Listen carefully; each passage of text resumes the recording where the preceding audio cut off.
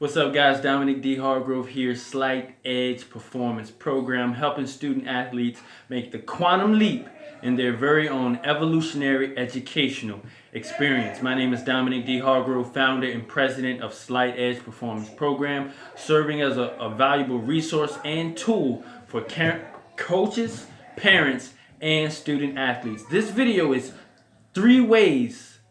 I actually put in a bonus. So 4 ways student athletes can positively handle stress. Guys, I know, my background is student athlete. I got a scholarship to attend Virginia State University up in Petersburg, Virginia.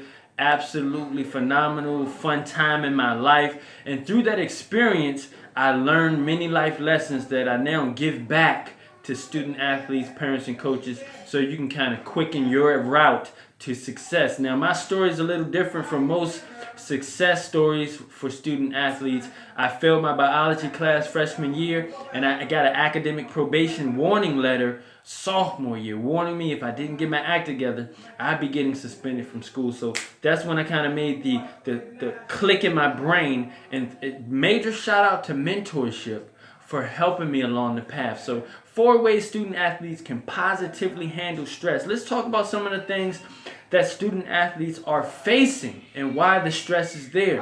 Pressure to perform on and off the field. Time management. Learning to manage your time. Calendar planning. You got classes, you got games, you got assignments due. So proper time management and calendar planning.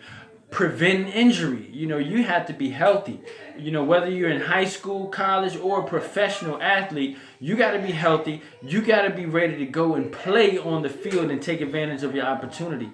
Social life is another arena or another lane that can cause stress sometimes, because you have school, you have sports, you have being an athlete, a student athlete, but then social life, the aspects of how to properly manage your time to have a social life. And then temptation from peer pressure.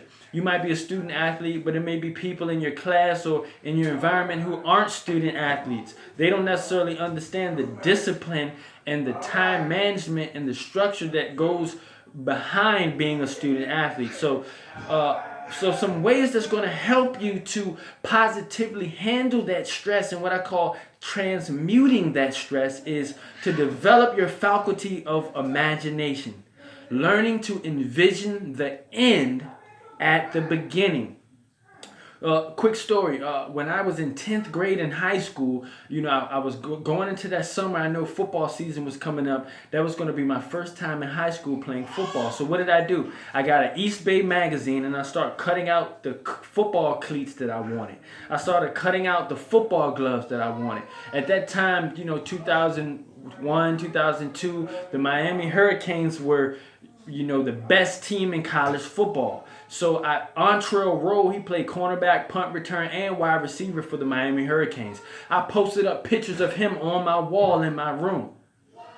We're talking about the faculty of imagination. By the time the football season happened, I was wearing number 6 like Antrell Rowe. I had the gloves and the cleats on that I had envisioned on my wall, on my vision board, and I was playing wide receiver, punt return, kick return, and cornerback, just like Antrell Rowe. What are we talking about?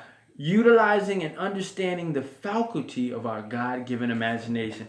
In one of my former videos, this book, Think and Grow Rich by Napoleon Hill, was one of the books that I recommended that student athletes should read. Why? There's a chapter in here about imagination, guys. This is a book you really want to check out, and it just talks about imagination, the workshop of the mind. The imagination is literally the workshop wherein are fashioned all plans created by man. The impulse, the desire, is given shape, form, and action through the aid of the imagination faculty of the mind. So student athletes really learning how to develop and engage in the faculty of the imagination is very key. So learning how to feel the feeling of success and taking action is going to help you to transmute that feeling of stress. Learning how to, see the end from the beginning. feeling the success now, your freshman year in high school, your freshman year in college, learning how to feel that feeling of success now and allowing that feeling, that energy to carry you throughout your journey. So that's one major thing that's going to help you to handle stress in a positive way. Do your part. There's a Bible scripture that I like to tell student athletes and I like to remind myself of. It says, whatsoever things you desire when you pray, believe you receive it and you should have it. So it's talking about believing, taking hold on to what you want as if you already have it and going on the adventure of believing. So going into the three other ways that's going to help you handle stress is meditation. Forms of meditation, all right? Conscious, aware, intentional breathing. Actually taking conscious deep breaths in and out through your nostrils. Consciously taking a moment in time, maybe in your silent place, to breathe consciously. You're breathing anyway all through the day, but how many of us are consciously breathing? You know, taking some time just to go. Okay. The second thing is going to be conscious, aware, intentional writing. Taking a pen, taking a piece of paper and writing.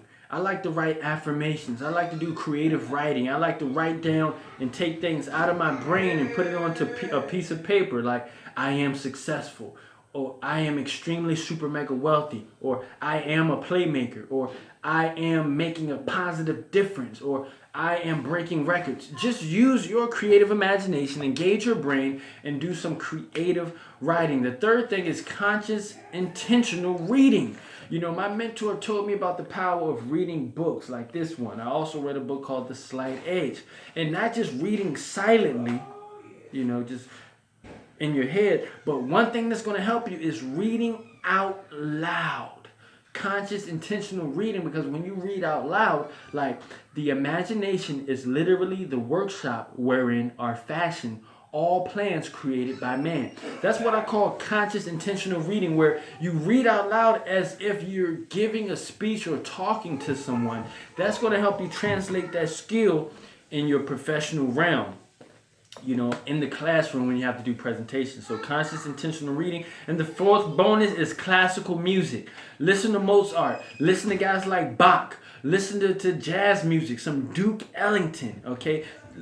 The sum total of this message is taking ownership of your mind. That's how you're going to transmute and transform certain elements of stress to help you guys. Okay, so I hope this makes sense. Replay this message again. Take notes. Don't forget to send me an email to iamtheslightedge@gmail.com. Peace.